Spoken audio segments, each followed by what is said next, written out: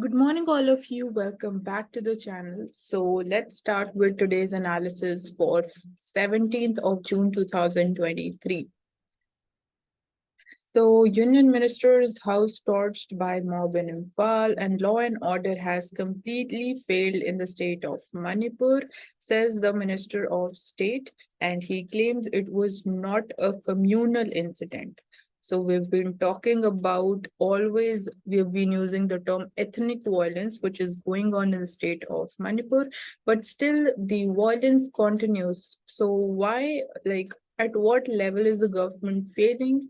We need to definitely hold that accountable. And obviously, the first step is the restoration of peace in the state. So Gujarat grapples with the destruction after Biparjoy unleashes its fury. So cyclone caused widespread damage in Gujarat's Kutch, Saurashtra region as it made the landfall late on Thursday, and hundreds of villagers they were left without power supply, while thousands of trees they were uprooted due to the strong winds and heavy rainfall.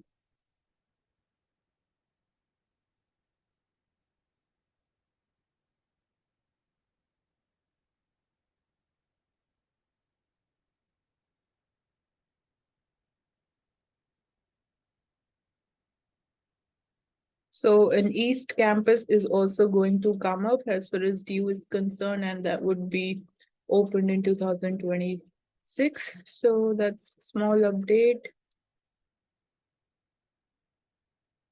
So we have also taken up this advertisement before, which is saying India says no to drugs, and here it is mentioning about the impacts it can have, and it can cost you your looks, your family, your life, your future, your dreams, and definitely your health.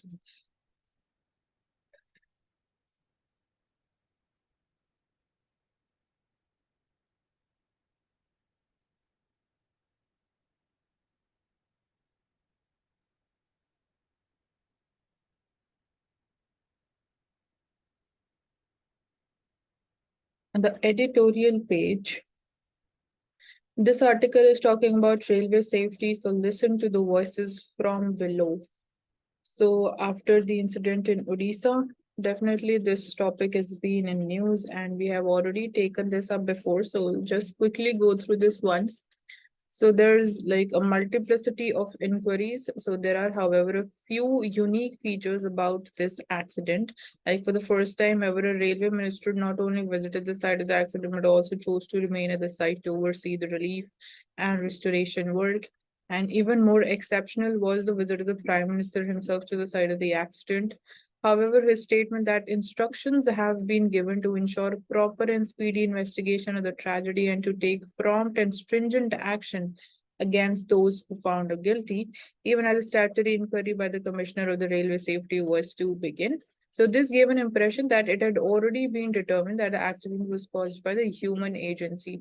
So subsequent handing over of the inquiry to the CBI is also unprecedented. So the reason for which is not readily apparent unless a criminal intent is suspected. So preliminary inquiry by a committee of the senior supervisors, even as a statutory inquiry by the Commissioner of the Railway Safety was yet to begin, is also rather something which is unusual. So statistics shows us that over the last 2 decades, the number of derailments, which constitutes the majority of the accidents, has drastically declined. So that is one figure, and this is commendable achievement by any standard. So the fact that this has been achieved in the context of nearly threefold increase in the freight loading and more than a doubling of the passenger traffic lends credence to the conclusion that overall safety performance of the railways has improved significantly over the years. So just because of one incident or one accident, we can't say that, it can't raise questions over railway safety. Definitely it does, but when we have a look at the overall system and try to understand the situation with the help of data, so we can conclude or we can say that there has been an overall improvement in the safety performance of the railways. So in matters of railway safety, there has to be an attitudinal change from the conventional approach of fault finding and punishment to one of shared commitment to ensure complete safety at all the levels. So talking about safety and the information flow, so this concerns the flow of information regarding unsafe practices and situations on real-time basis. So unlike many other organizations or industries where the activities or operations are concentrated more or less in a limited area physically, the activities of railways, obviously they are spread geographically over a wide area involving multiplicity of disciplines that need to work in close coordination on real-time basis to ensure the smooth and safe functioning of the trains. So in order to ensure this uniformity in the compliance of the rules and regulations and safety in operations, a large number of codes and manuals have been evolved for different departments over the decades to standardize the procedures as far as possible. So there have been periodic field inspections by the authorities at various levels, and every department has evolved a set of schedules for the inspection of various work centers and operational procedures for that. So by its very nature, the top-down approach places the onus of detecting deviations from the norm on the higher authorities. So it becomes a veritable cops and robbers scenario in which the higher authority looks down on the staff at the cutting edge level with suspicion and distrust. So conversely, the staff at the lower levels, it adopts an attitude of catch me if you can. So it encourages window dressing and sweeping of the problems under the carpet. So transparency and frankness, they are usually the casualties in such a situation.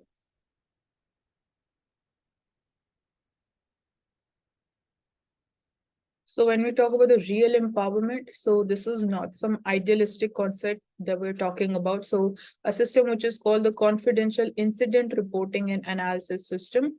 It was developed by one of the British universities nearly 3 decades ago for application in the British Railways in mid 1990s. So the underlying philosophy is to encourage the lower staff to point out the deviations on real-time basis, maintaining the confidentiality of the reporter and encouraging the expression of frank views. So basically it is talking about bottom-up approach.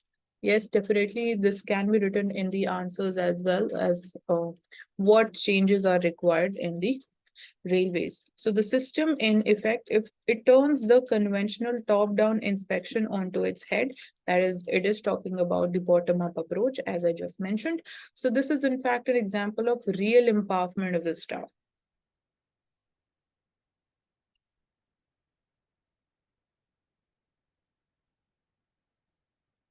So when we talk about the success and effectiveness of the cirrus-like reporting system, it depends not only on putting in place the physical infrastructure, but also a total change in the mindset of the management from the highest to the lower levels, vis-a-vis the staff at the field level as well.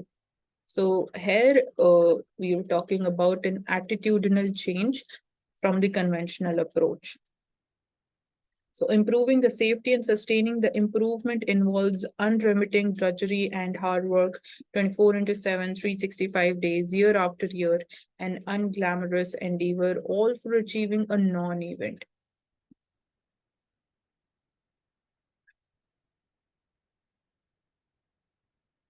So perhaps it is time to have a serious rethink on the recently introduced Indian Railways Management Service Scheme, which is bound to destroy whatever loyalty and sense of ownership that exists towards a particular discipline amongst the management cadre. So that bodes ill for safety management on the railways, and it is perhaps also time to revert to the earlier system of having a full-time cabinet minister for the railways. So unprecedented levels of investments at a time when the organization is going through a challenging phase of transformation amidst many external challenges, it requires undivided attention at the highest policy-making levels.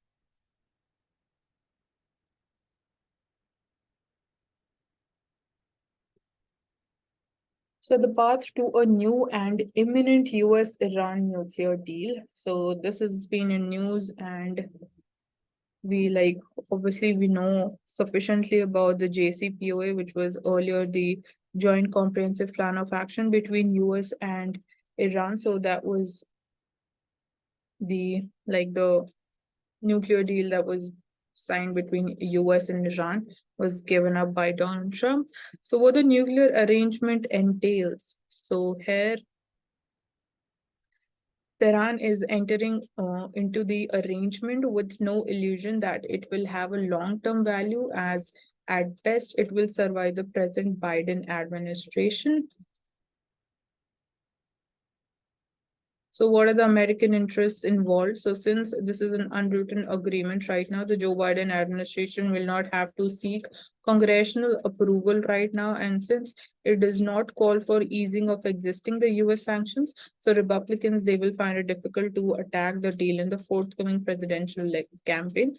So whatever sanctions have been imposed on Iran, they are going to continue. And recently, hints of interactions between the American and the Iranian diplomats over the last few months, finally, they become public. And they were basically, obviously, they were meeting and discussing about finalizing a deal on the release of the American prisoners in Iran, and that there was seriousness on the part of the two countries to come to a fresh deal on nuclear issue.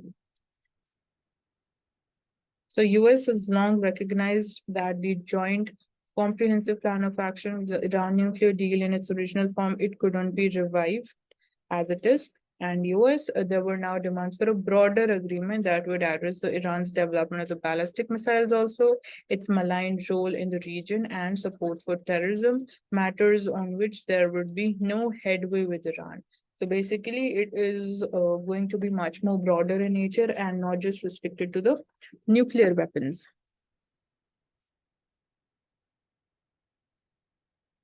So far the uranium enrichment program, it had reached 84%, and its stockpile of thousands of installed centrifuges. So that is one thing. In US military, it had estimated that Iran was just several months from a weapon, while Israeli sources thought it was 1 to 2 years away.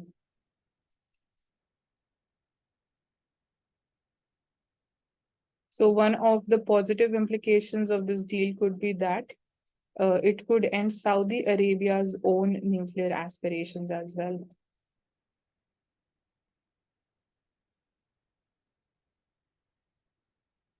So regionally, this arrangement will facilitate further improvement in Iran ties with Saudi Arabia, with the prospect of the kingdom's normalization of relations with Israel being placed firmly on the back burner. So Iran, it also retains the option of continuing to expand its political and the economic ties with Russia and China.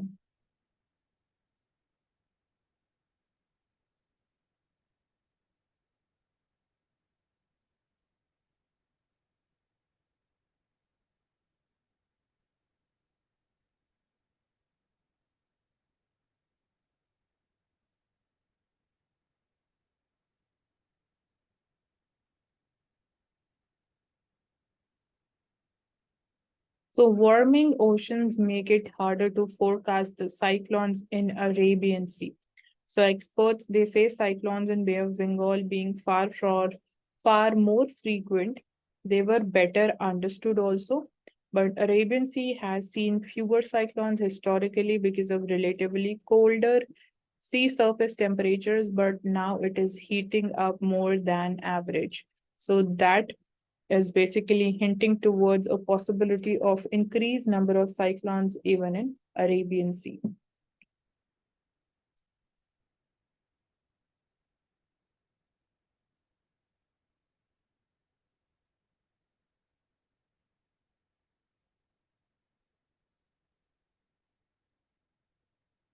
So Modi and Biden to talk on Ukraine war and Indo-Pacific situation. So we took up this topic yesterday in detail.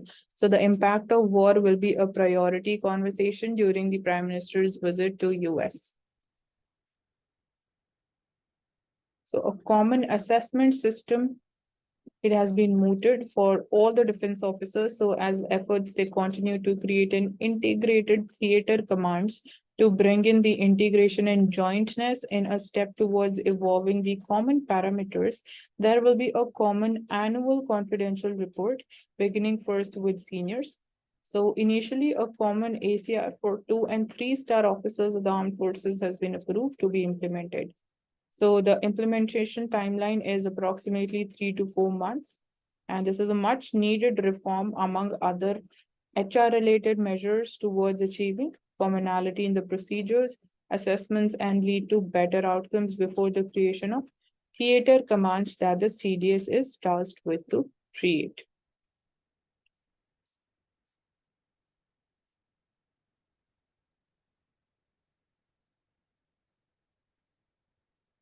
So our Prime Minister is going to lead Yoga Day celebrations at UN headquarters.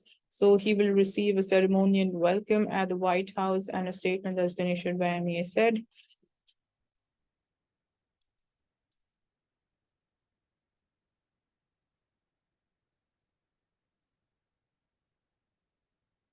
So generic drugs for diabetes, gastric issues, cardiovascular ailments, they see high demand. So yesterday only we were talking about these lifestyle disorders, the lifestyle diseases, or we were can say that rise in the number of non-communicable diseases. So here obviously the demand of the generic drugs would increase, and that is substantiating enough that yes, the number of non-communicable diseases is increasing. So you can find out more about the features of the Jan Aushadhi Kendra scheme, which is selling the generic drugs at affordable prices. So we have seen that sales have risen more than 170 times over the last 9 years.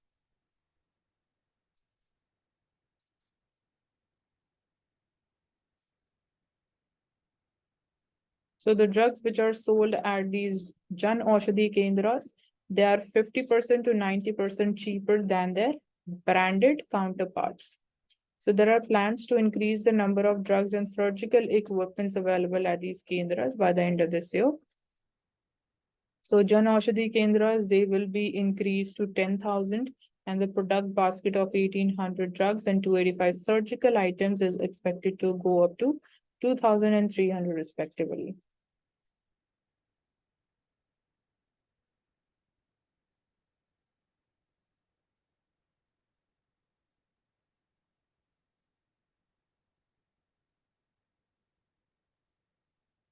So Japan, it raises the age of consent from 13 to 16 years and clarifies the rape law.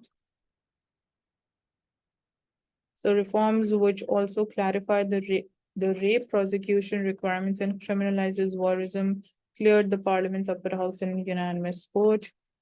So Armenia accuses Azerbaijan of ethnic cleansing over Karabakh. So again, this region, Karabakh region, you need to remember that it is related to Armenia and Azerbaijan conflict. And obviously, we need to know about the location of Armenia and Azerbaijan and where is Karabakh located.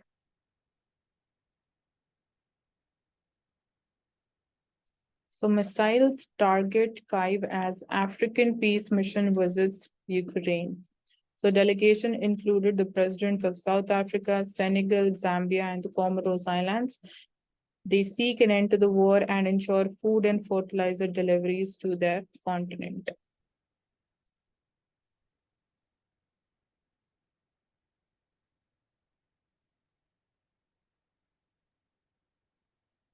So in Israel, the Jewish Indian communities, they come together for a heritage center.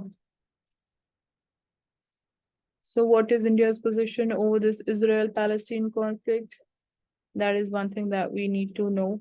Apart from that, what steps have India taken, if any, to to like further its bilateral relationship with any of these two countries? So on the business page, some GST registrations, they used identity theft, and finance minister calls for stronger processes. So she urges tightening the registration process for entities in GST regime to weed out the fake firms. And CBIC is currently undertaking a 2-month drive against the fake billing carried out with the objective of evading the GST dues.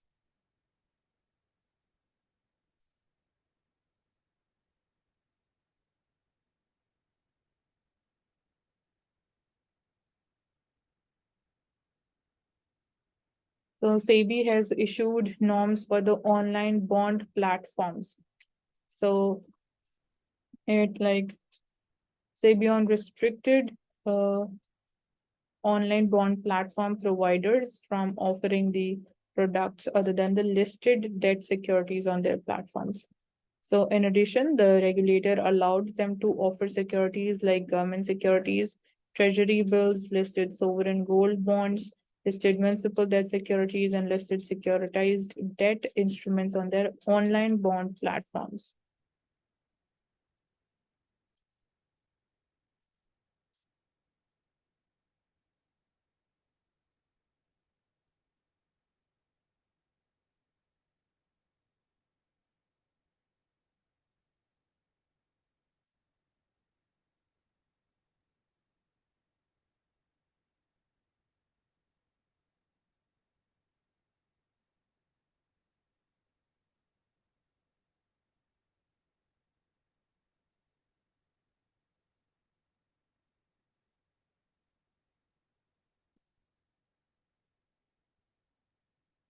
Taking up the Financial Express newspaper, so here direct tax receipts, they are up by 12%.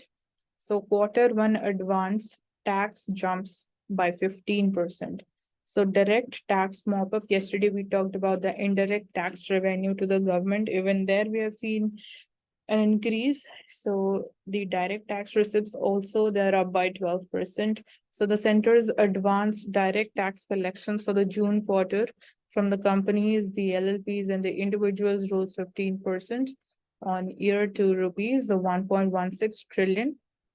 And this was aided by a strong earnings outlook among a section of corporate India, including banks, auto companies, and all marketers.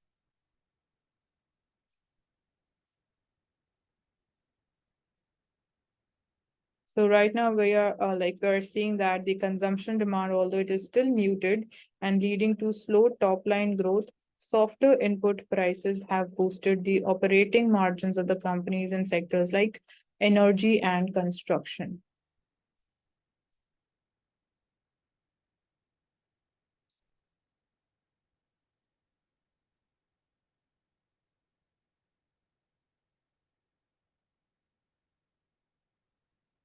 So bioplastic bag has been launched. So today's Swachhata has become the priority of the government.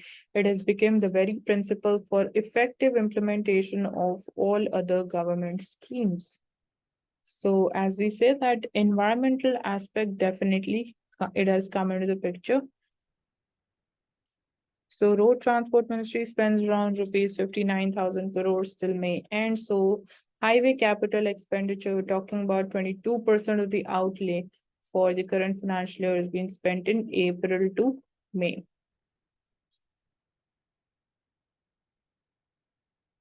So more anti-evasion steps are on the GST Council's agenda.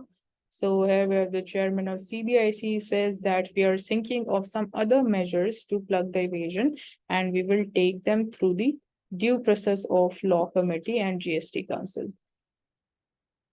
So for us, what matters is the decision.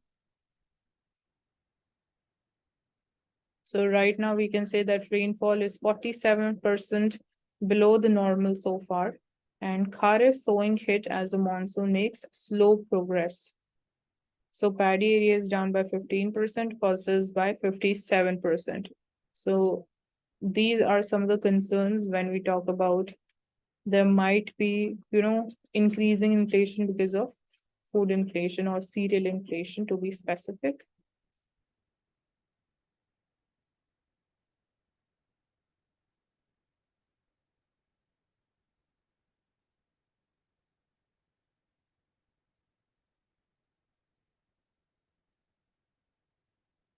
So according to International Energy Agency, India and China, they bought 80% of Russia's oil.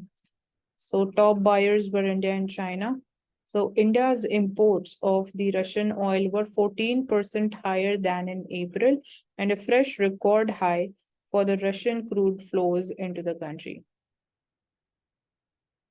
So Russia origin seaborne crude exports, they averaged at 3.87 million barrels per day in May, and the highest since the Russia invaded Ukraine in Feb 2022. So we have been talking about this thing that the sanctions that were imposed on Russia, we did not see any major impact of that on Russia.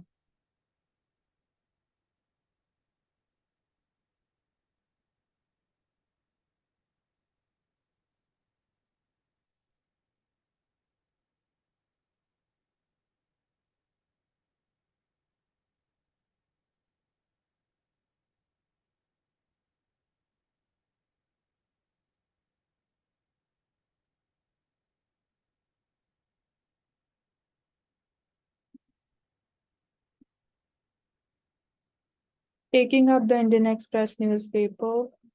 So here on the front page, Prime Minister to visit US, Egypt next week and lead Yoga Day event at the United Nations headquarters. So we have been talking about his visit to US, but he'll be visiting Egypt as well. So Prime Minister's visit to Cairo, it comes weeks after Egypt joined China, Turkey, and Saudi Arabia in skipping a G20 working group meeting in Srinagar. So he will be there at the invitation of the President LCC, who was also the chief guest at the Republic Day celebrations in India. So we need to have, you can find out more about the India-Egypt relationship. How's that fared so far? Apart from that,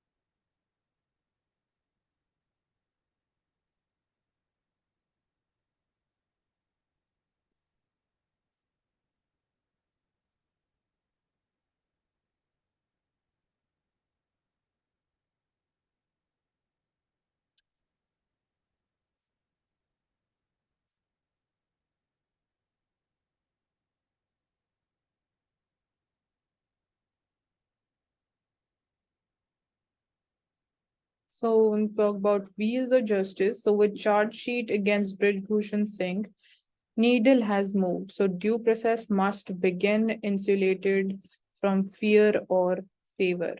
So take a moment to salute the women who took their courage in both the hands, put their storied careers at stake and spoke up, and they kept speaking till they were heard. So in January, some of the India's most decorated women wrestlers, they were went public with the allegations of sexual harassment against a powerful man who's currently serving as the president of the Wrestling Federation of India and has been six-time BJP MP. So we all know about this protest. So charges involve sections 354, 354A. So yesterday also there was in the explain section, there was this article just talking about the allegations that have been leveled against the president of WFI. So through it all, these women who have done India proud in arenas within the country and abroad kept their spirit unbowed and unbent, no matter the odds stacked against them. So the onus is now on the government and the police and the court. So now that the needle has finally moved in the case, the lawful process must be insulated from pursue, fear, or favor. So here we have at stake the trust of these women wrestlers in the justice system and also of all those ordinary citizens who may not be speaking, but they are nevertheless listening and watching.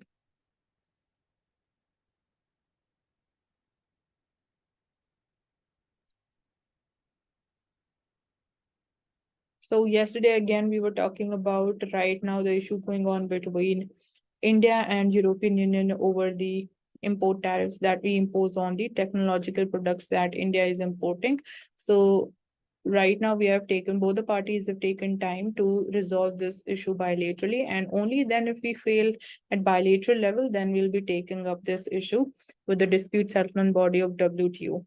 So India should drive the reforms agenda to make trade multilateralism inclusive. So here we're talking about a little more broader. So recently concluded meeting of the G20 Working Group on Trade and Investment, they focused on the important issue of the WTO reforms.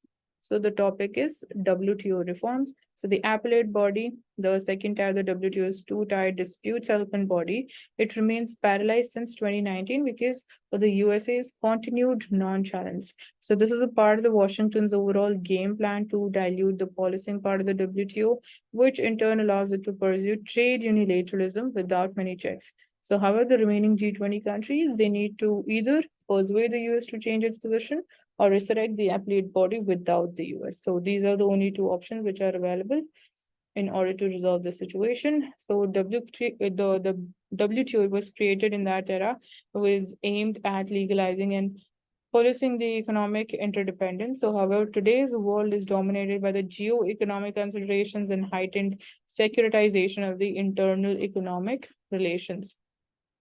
So as you're seeing several advanced countries, they are moving back again towards protectionism. So definitely WTO reforms has become an important topic.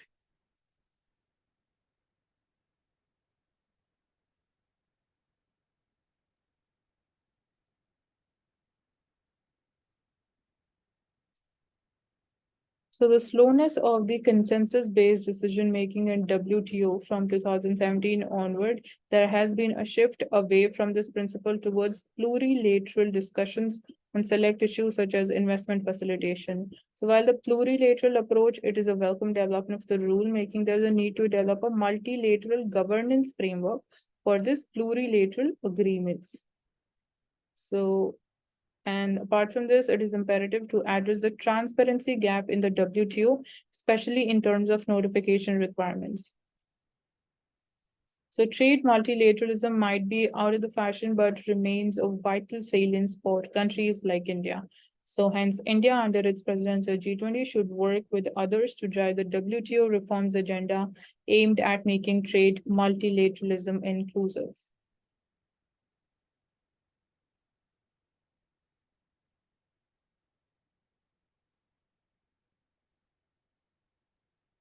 So the 2010 report of the Panchi Commission, which is related to the center-state relations, it offers a route to break the impasse in the state of Manipur.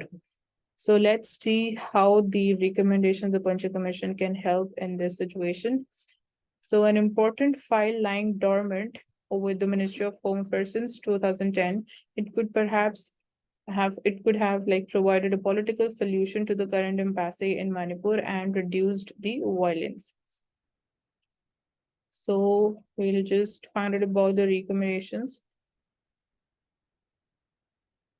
So an important recommendation made by this commission was on Article 355, which talks about the duty of the center to protect the state against external aggression and internal disturbance, and Article 356, which is about the failure of constitutional machinery in the state. So it is talking about the president's rule. So the commission, it took note of the general reluctance of the political parties, especially in opposition ruled states, to allow the center to take over their elected administration, even if law and order, it broke down temporarily. So states considered these measures as political punishment. Hence, the commission, it adopted a via media. So it recommended adopting localized emergency provisions under Article 355, like bringing a district or even a part of the district under the central rule and not bringing the complete state under the center's rule. So in the rest of the areas, the same elected state government, it can continue. So this was basically one part of the recommendation. So even in the state of Manipur, the author of this article is saying that this recommendation could have been used, that instead of imposing the president's rule in the entire state of Manipur, it could have been imposed in few disturbed areas. So another recommendation was to amend the communal violence bill to include that state consent should not become a hurdle in the deployment of the central forces in a serious communal right. So, however, such deployment should only for a week and post facto consent, it should be taken from the state. So, this was to prevent a Babri Masjid type of situation. But in the state of Manipur, we are not seeing any communal violence happening.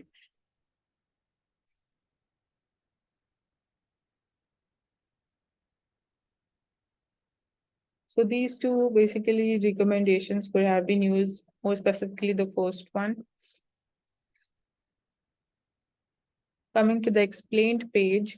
So yesterday we talked about this MQ-9 Reaper UAV. So it's a high-tech American drone which has been cleared for Indian forces. So talking about its capabilities, the MQ-9, it has an endurance of over 27 hours, 240 knots true airspeed, and it can operate up to an altitude of 50,000 feet.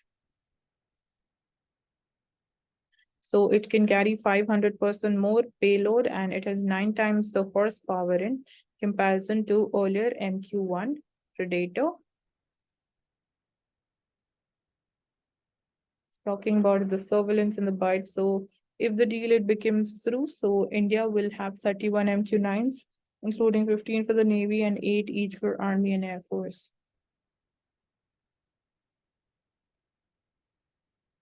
Now, talking about the remittances story, the trend so far.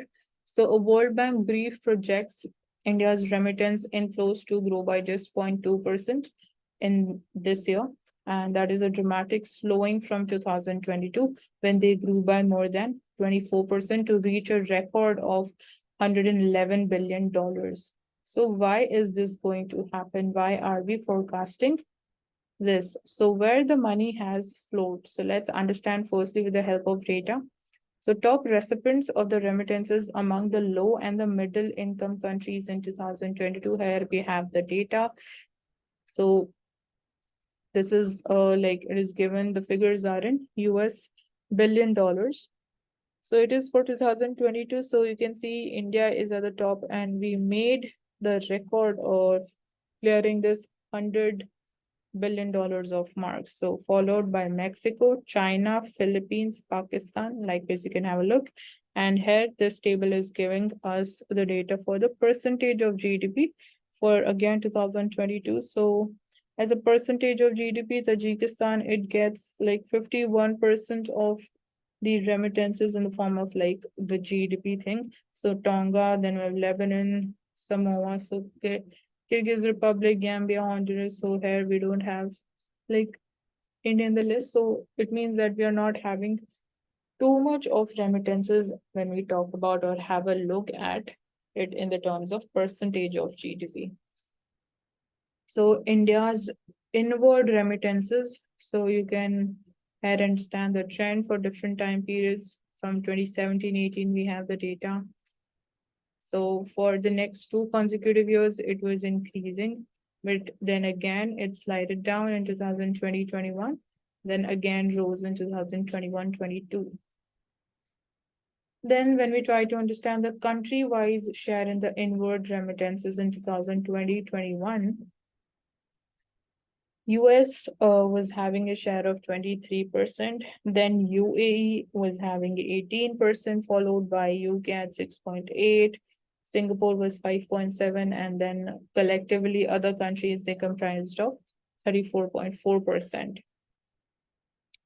And then further, when we break it and try to understand in the form of states which receive the highest amount of remittances. So in percentage here, we have this data. So for 2020-21, Maharashtra was at the top, followed by Kerala, Tamil Nadu, Delhi, Karnataka, and like as you can have a look at other states. So we can just remember the top 5 states. So it was Maharashtra, Kerala, Tamil Nadu, Delhi, and Karnataka. So why do actually these remittances they matter? So these are the second major source of external financing, the low and the middle income countries after the FDI that they receive. So it affects on the household incomes, the contribution to the financial asset building to improve the people's quality of life, well documented. So in the aftermath of the COVID-19 pandemic, remittances, they are being viewed as a critical financial inflows and important source of foreign exchange as well. So they become a financial lifeline in many countries through the pandemic and will become even more so in the foreseeable future as well.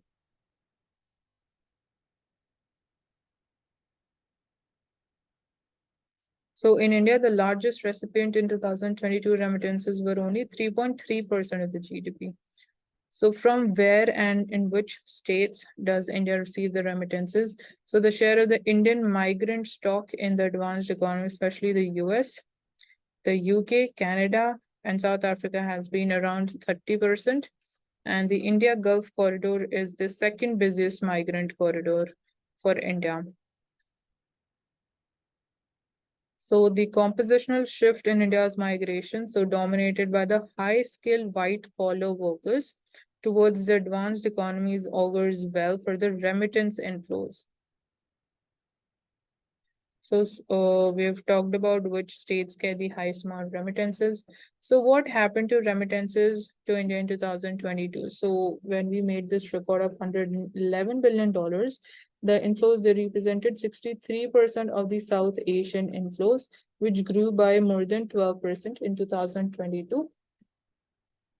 So almost 36% of the India's remittances, they were from the high-skilled migrants in the three high-income destinations of US, UK, and Singapore.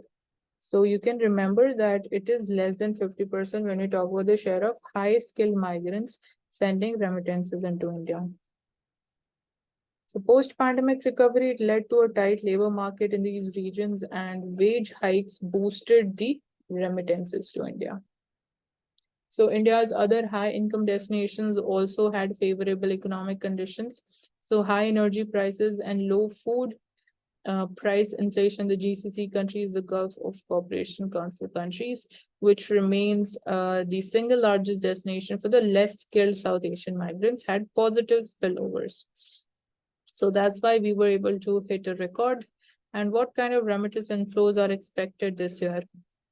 So since we're predicting it to increase by only 0.2 percentage, so this is definitely a concern for us. So the growth of remittances is likely to be the highest in Latin America and the Caribbean.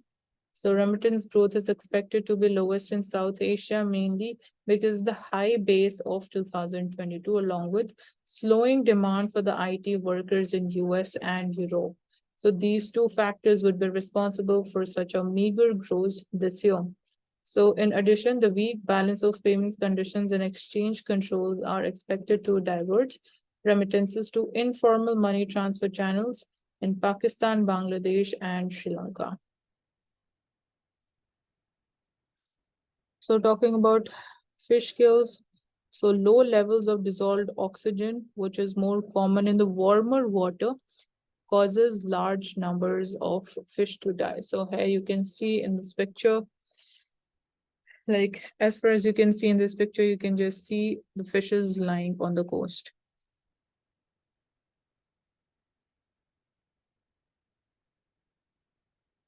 So here the concept of the biological oxygen demand, that's what we're talking about. So for the first problem is the warmth of the water. So oxygen dissolves less easily in warm water than the cold, and a rise in the sea surface temperatures makes it difficult for the fish to breathe. So that's how it leads to reduced concentration of oxygen in warm waters. Second factor was the calm seas. So one of the ways oxygen enters the water is by mixing with the wind and the waves.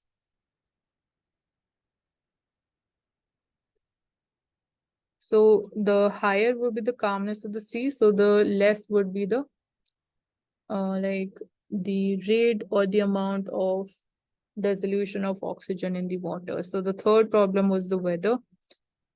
So weather, basically the phytoplanktons, they were unable to carry out the process of photosynthesis because if there's overcast skies, so there is like another way of producing oxygen in the water. So photosynthesis is driven by sunlight and slows on the cloudy days, resulting in decreased dissolved oxygen concentration. So is climate change to be blamed? So experts, they haven't found any relation between the Texas fiscal and the climate change, but say that with rising ocean temperature, such incidents, they will become much more common in the future.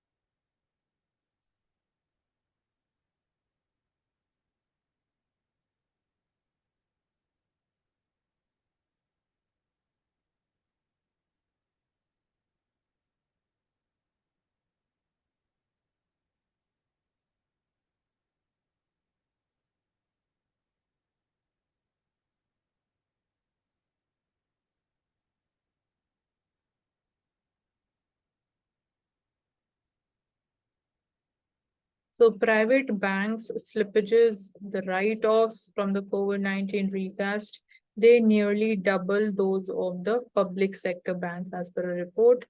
So this is like one comparison that private banks were like impacted much more than as compared to the public sector banks. So you need to have like little clarity about what do we actually mean by the loan write-offs, and then different categories of NPAs, what the definitions of those different categories. And yes, we've been seeing that NPAs have been falling, so that is also one of the positive developments.